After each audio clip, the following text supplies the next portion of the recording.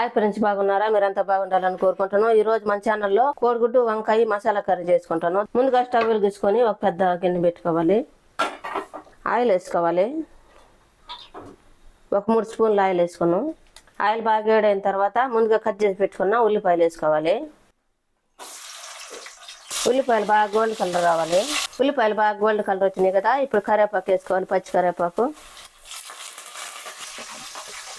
ఇప్పుడు ముందుగా కట్ చేసి పెట్టుకున్న టమాటాలు వేసుకోవాలి. మన టమాటాలు ఉడికేటప్పుడే కల్లుప్పు వేసుకోవాలి. 1 స్పూన్ కల్లుప్పు వేసుకుంటాము. ఇప్పుడు మొత్తం కలిపేసుకోవాలి. టమాటాలు ఉడికినాయి లేదో మూత తెచ్చేద్దాం. టమాటాలు బాగా ఈ విధంగా మగ్గిన తర్వాత ముందుగా మనం కట్ చేసి పెట్టుకున్నాం కదా వంకాయలు, అవి వేసేసుకోవాలి. మనం వంకాయలు కట్ చేసుకునేటప్పుడు నీళ్ళల్లో ఉప్పు వేసుకుంటే బాగా నల్లంగా రాకుండా ఉంటాయి, ముక్కలు ఈ విధంగా తెల్లంగా ఉంటాయి.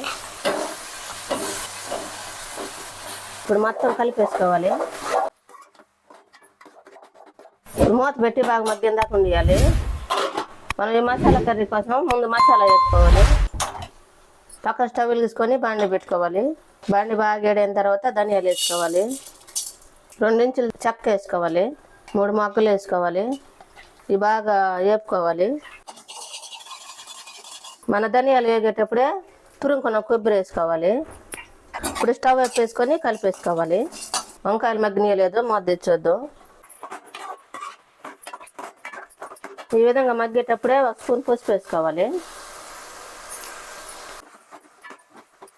1 స్పూన్ కారం వేసుకోవాలి.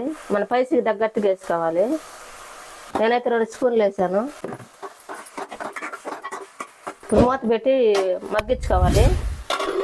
మనం ధనియాలు ఇవన్నీ వేపేసుకున్నాం కదా, ప్లేట్లో పోసుకొని చల్లారి పెట్టుకోవాలి. ఈ విధంగానే 2 జీడిపప్పు తీసుకొని వేపుకోవాలి. వంకాయలు మగ్గుతా ఉన్నాయి కదా, ఇప్పుడు చింతపండు రసం తీసుకొని పోసుకోవాలి. కొద్దిగా ఒక చిన్న నిమ్మకాయ చింతపండు తీసుకొని బాగా మెత్తంగా కలుపుకొని ఆ రసం తీసి పోసుకోవాలి.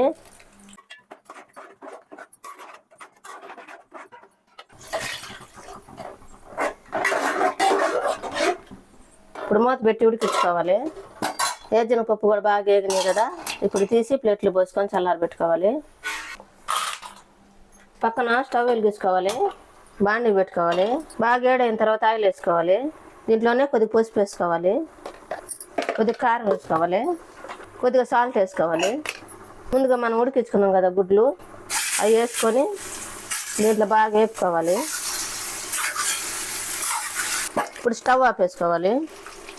ఇప్పుడు వంకాయలు మూత తీసుకొని చూద్దాం. ఇప్పుడు మనం ఉడికించుకున్నాం కదా గుడ్లు, అవి పోసేసుకోవాలి. ఇప్పుడు మొత్తం కలిపేసుకోవాలి. ఇప్పుడు మూత పెట్టుకొని మనం మసాలా వేసుకోవాలి. మసాలా మిక్సీ జార్లో వేసేసుకోవాలి. మనం మసాలా చల్లంగా అయింది కదా, ఈ మిక్సీ పట్టుకొని వేసుకోవాలి. ఈ విధంగా మిక్సీ పెట్టిన తర్వాత తెల్లగడ్డలు వేసుకోవాలి. తెల్లపాయలు వేసుకున్న తర్వాత కొద్దిగా 2 ఇంచుల అల్లం ముక్క వేసుకోవాలి. ఇవి కూడా మిక్సీ పట్టుకోవాలి మెత్తంగా. ఈ విధంగా ఉడికేటప్పుడే మనం మిక్సీ పట్టుకున్నాం కదా మసాలా, అది వేసేసుకోవాలి.